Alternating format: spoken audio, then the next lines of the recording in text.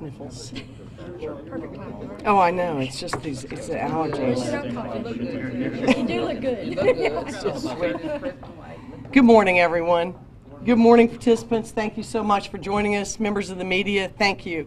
This is the 2-year anniversary of the misdemeanor marijuana diversion program started by the Harris County District Attorney's Office in March of 2017 by my administration.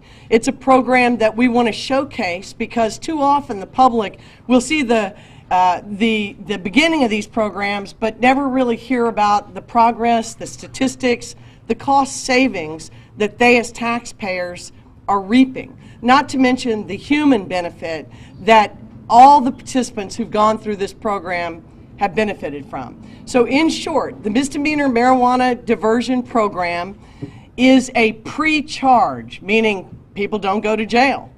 A pre-charge diversion program that has successfully diverted thousands, more than 9,000 people in the first 2 years from criminal arrest, conviction, and a permanent criminal record. These are numbers to be proud of. Remember, each case represents a person. Historically, from 2006 until 2016, the Harris County DA's office charged 10,000 people a year with misdemeanor marijuana possession, meaning possession of anything from a joint up to 4 ounces of marijuana. That was 10,000 people a year. In the 2 years that this program has run, 3,000 people a year have been arrested. Why is that? That's because there were agreements made between law enforcement and the community when we introduced this program that that school cases, anybody in possession in a drug-free zone would still be charged with marijuana. Anybody who had marijuana packaged in a way that looked like it was for delivery and could reasonably be said to be perhaps a dealer, they would be charged. Those individuals are still given the program. The only difference is they do face arrest. So we know that we have reduced the arrest rate in the last 2 years and the charging rate by 14,000 people.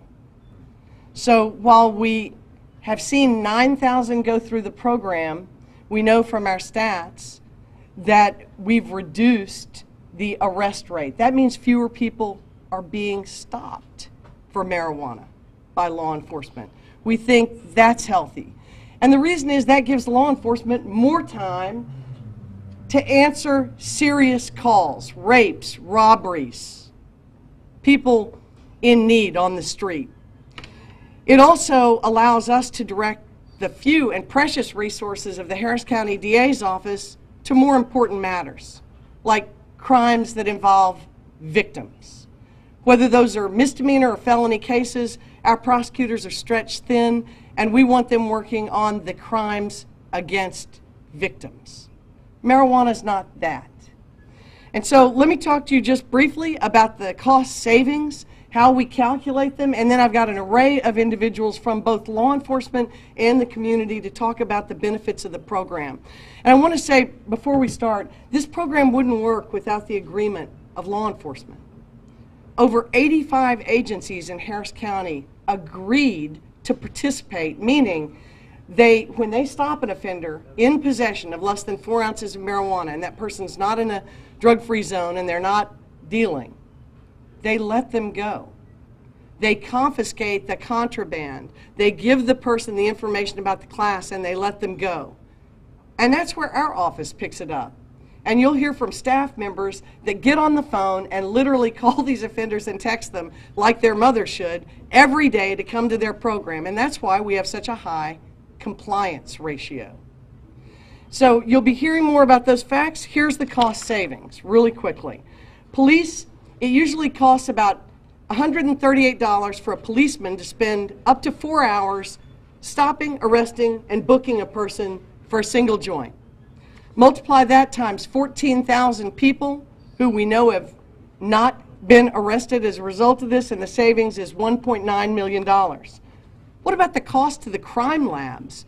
Perhaps you don't realize, but every time somebody's stopped with drugs, Even marijuana has to be tested at the lab. That's the law. At $179 per test, times 14,000 individuals not arrested, that's a savings of $2.5 million. Jail. People used to spend an average of 5 days in the Harris County Jail on a simple possession of marijuana charge. That was until March of 2017. At $865 a stay times 14,000 people, that's $12 million saved. The district attorney's office, it costs our prosecutors about $478 of their time, of taxpayer dollars, to appear in court on marijuana cases. We've saved $6.6 million in time that is now spent prosecuting crimes with victims.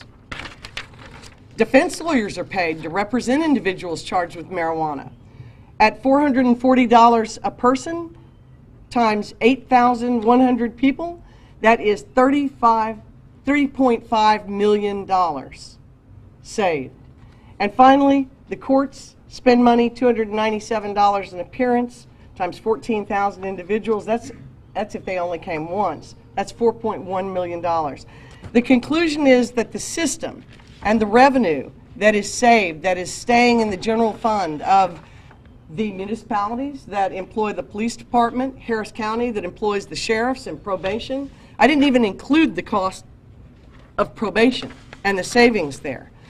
But $35 million of taxpayer funds have been saved.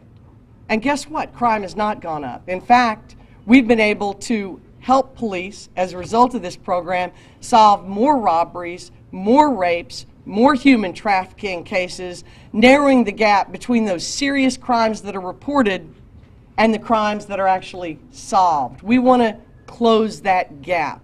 We want to file more serious felony cases because it will mean that we are solving unsolved cases at this time. So that's what the benefit of this program is system-wide. I'm joined by people who will talk about their perspective on the program. And I am really proud to be joined by everyone here. They have been good community partners. We have, through our transition team, stayed in contact with many of the individuals who helped recommend the program, offer nuances to the program, and of course our law enforcement partners. You'll see their stats. They are doing their part. And together, we're proud of this program. Chief? Thank you very much. Good morning. My name's James Jones. I'm Assistant Chief with the Houston Police Department. It's my pleasure to be here today, and I want to thank DA Ogg for her leadership in this program and our partnership. This is smart on crime. Low levels, amounts of marijuana is something that it's a good idea to divert it, give training, and that's what this program has done. It's allowed people to get a second chance, keep the record clean if they had a clean record. And it also teaches them that this isn't something you should do. We're not endorsing marijuana, but we are saying that we have to be smart on how we use our resources, and that this is something that maybe diversion is the best way to handle it. So again, we thank her for her leadership, and Houston Police Department is proud to participate in it. We are concentrating on the more serious crimes, as DA had mentioned before: sexual assault, robbery, human trafficking. Homicides are down 7% for this year, just this year alone, year to date. Those are down in Houston 7%, which are life saves. We are concentrating on the things that we think and the public thinks are most important, and we are holding those people responsible. And again, I will reiterate, this does not mean that this isn't a legalization of marijuana. It's just a smarter way to treat the problem. Thank you very much. Thank you. I'd like to bring up Captain from the Sheriff's Department. Captain? Good morning and thank you, District Attorney Ogg, for your leadership on this important issue. I'm Harris County Sheriff's Office Captain Kimberly Smith, and I'm speaking on behalf of Sheriff Ed Gonzalez. When Sheriff Gonzalez and DA Ogg took office in 2017, they both took immediate action to implement smart, research-based policies and initiatives to recognize that simple mass incarceration does not enhance public safety. For the sheriff, that meant creating our department's Office of Mental Health and Jail Diversion Projects.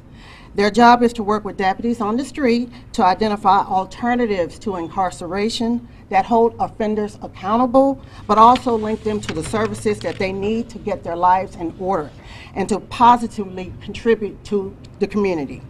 District Attorney Ogg has embraced this same philosophy with the misdemeanor marijuana diversion program.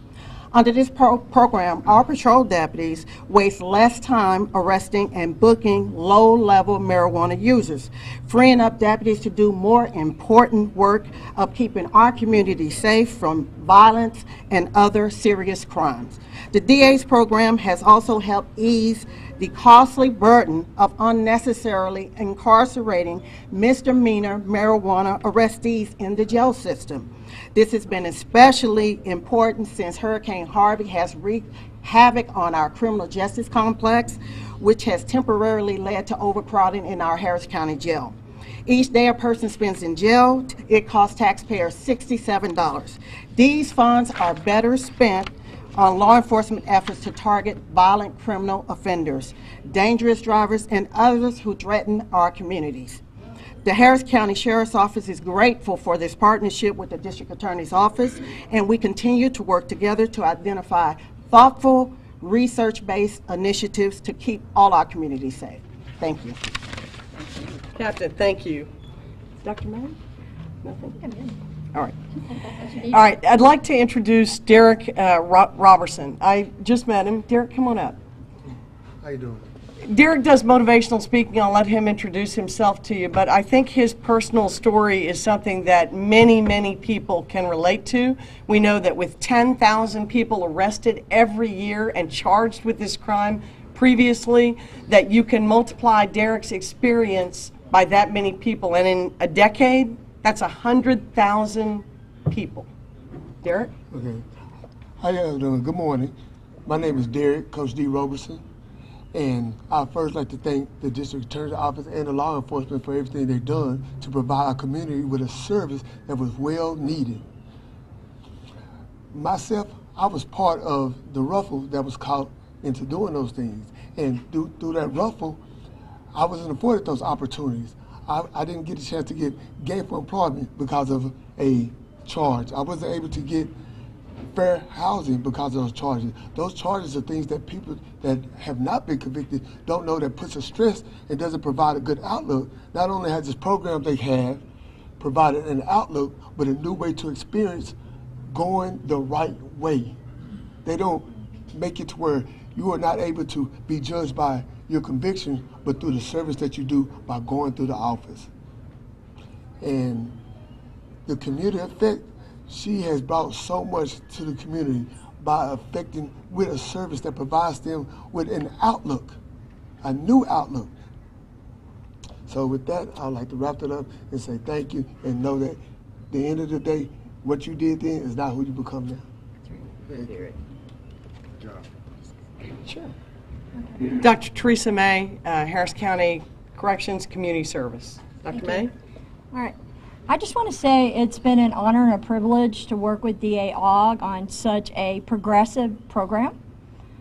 This is a national trend, but DA Ogg is leading the way. And in terms of probation, one of the things that we're looking at nationally is right-sizing probation. And having a significant number of individuals on probation for a simple possession charge is also very expensive, but just like police on the street need to focus on more serious crimes, probation officers need to spend their time on those individuals that are most at threat to the community. So this has been a huge benefit to Harris County and a big savings for our department and the state as well. And as she said, it's not legalizing marijuana. People are getting an intervention. They're still being held responsible for the charge. But she's doing the right thing. And I just want to thank DA Ogg for her leadership in this initiative. Thank you. I'm grateful, Dr. May, for our partnership and for the direction that adult probation is taking. We are looking at using all of our resources in a smarter way, and we're doing it together. And that's what makes Houston so much different than so many other places in the country. I'd like to bring up also at this time Carlton Harris with My Brother's Keeper, great program run by the City of Houston. Carlton? Good morning. My name is Carlton Harris. I'm with the City of Houston My Brother's Keeper program. I am the Youth Violence Prevention City Lead. We really want to thank District Attorney Kim Ogg for her leadership in these endeavors, because one thing we do believe is that we do it better together. One of our milestones with My Brother's Keeper is to reduce crime and violence and provide a second chance. And one way we provide a second chance is by giving these individuals a first chance. Maybe this is their first opportunity that they've had to really think differently about life. And as was previously mentioned, it's not just about diverting people from the criminal justice system, but also giving them some cognitive behavior treatment where they think differently about life, where we're dealing with the criminogenic factors of their mindset and helping them realize that there are opportunities in the community for wraparound services to make them successful. So in partnership with District Attorney Kim Ogg, the City of Houston My Brother's Keeper program, we are very grateful for this opportunity, and we continue to look forward to the future and working with her in reducing crime and violence and providing a second chance. Thank you. Carlton, thank you. On behalf of the mayor, you do a great service out there in the community. All of My Brother's Keeper staff does. I want to introduce you all the person who runs this program for Harris County. Oh, come here up here. No. I'm so sorry. Before we close out with Nathan Beadle, come up here. Bishop Dixon is no stranger to the community, not just in the northwest area of Harris County, up in Acres Home, where he leads a huge congregation, but all over the county. I first met Bishop Dixon running the Good Gang back in 1994. We were concerned with gang violence then. We're still concerned with it. Ending this prison, this pipeline to prison by convicting people for small amounts of marijuana had to stop. And Reverend Dixon was a natural partner, so I'd like to let you all hear from him. I want to thank you so much for your years of service. Thank you. Thank you, D.A. Ogg, and to all of the team that's standing here today.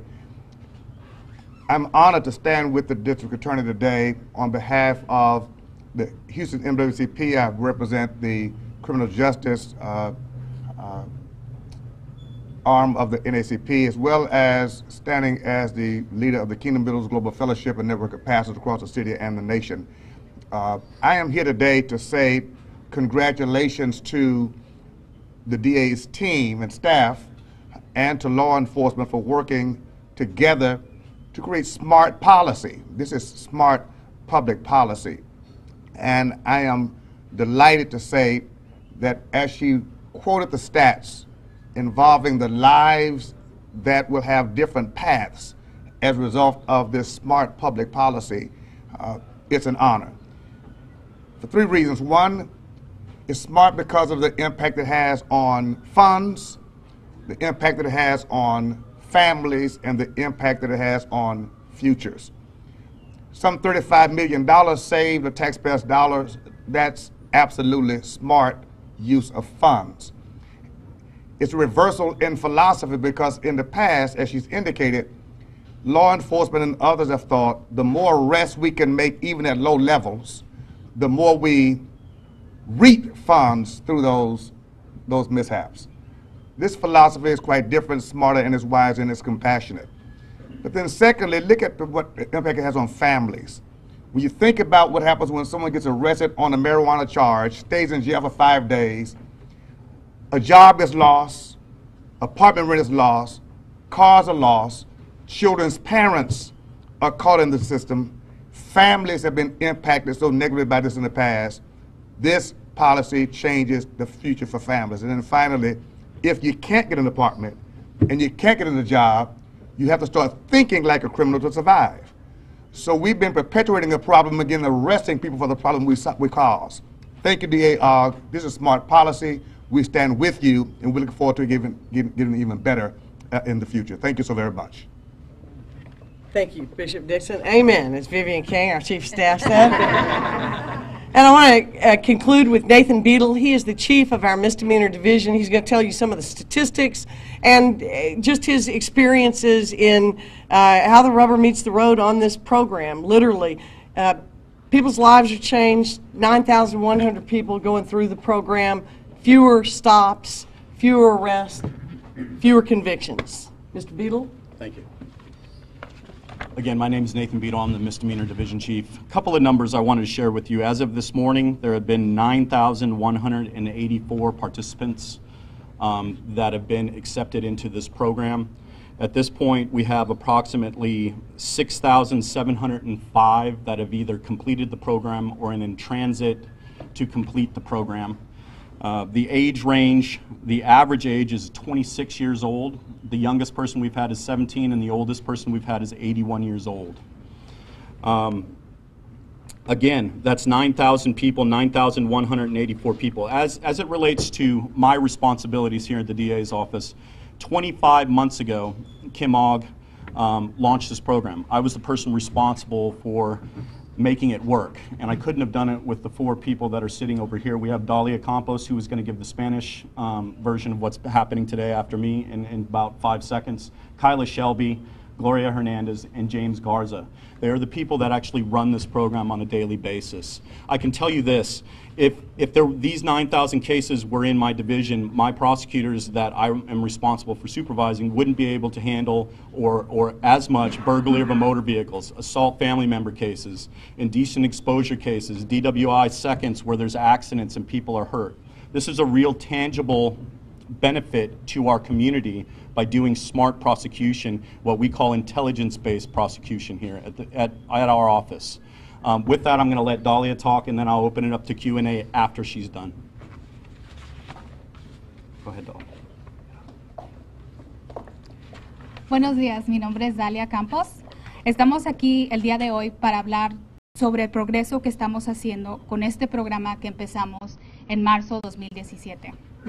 Cuando empezamos este programa hace 2 años, una promesa de campaña que fue cumplida, dijimos que la meta de desviar antes de que aceptemos casos en contra de aquellos con 4 onzas de marihuana o menos era doble.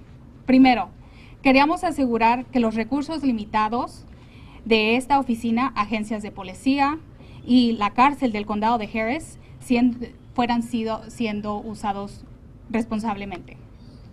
Antes del comienzo de este programa, el procedimiento de estos casos, 10,000 anual, impactó los presupuestos de agencias de policía, laboratorios de crimen y la cárcel. Esos ahorros, aproximadamente 18 millones por año, significan que agencias pueden usar su tiempo y recursos para combatir crímenes violentos en equipos de examen de violación y encontrar otras formas de ayudar a hacer nuestras comunidades más seguras. Segundo, y más importante, queríamos asegurarnos que individuos en posición de cantidad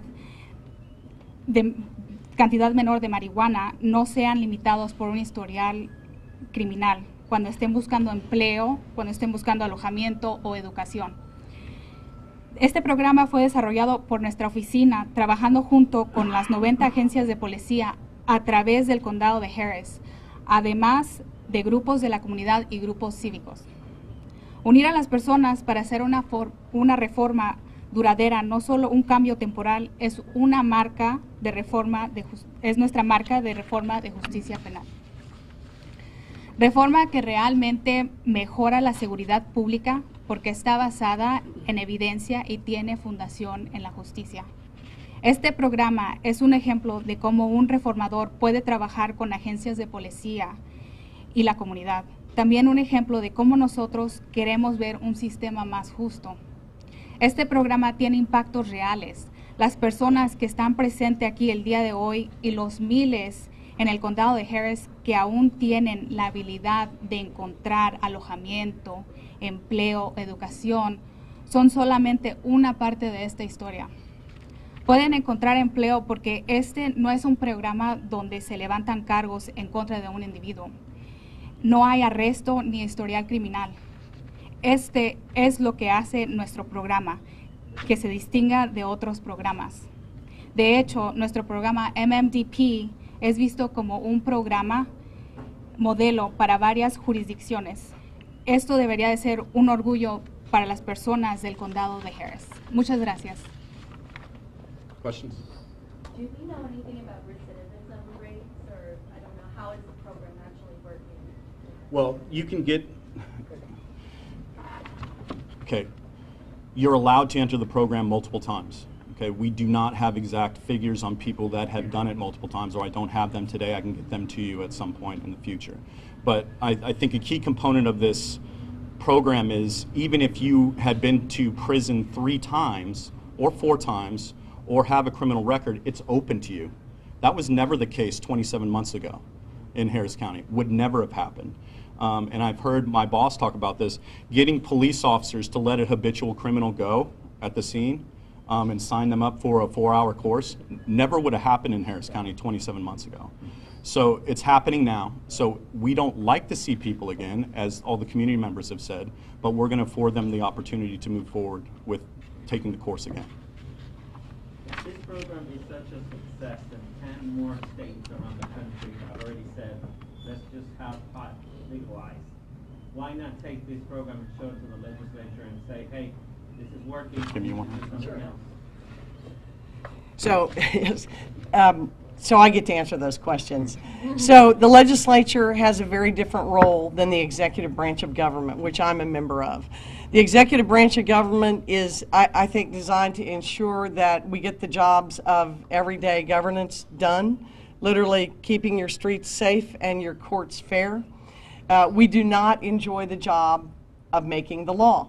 But I have provided all of these statistics to Representative Moody, who is carrying a package legislation to legalize marijuana, or to reduce the, I don't think to legalize, I think to decriminalize and maybe reduce it to a Class C. Whatever the legislature does, we are at their call in terms of being a resource. We have experienced a program that forgives simple possession, and yet still requires a person to be accountable by attending a class. If they don't, a warrant is written, they go to jail, they go to court, and then they get the program and the class. We're insisting that people think about simple possession and their actions out in the community differently.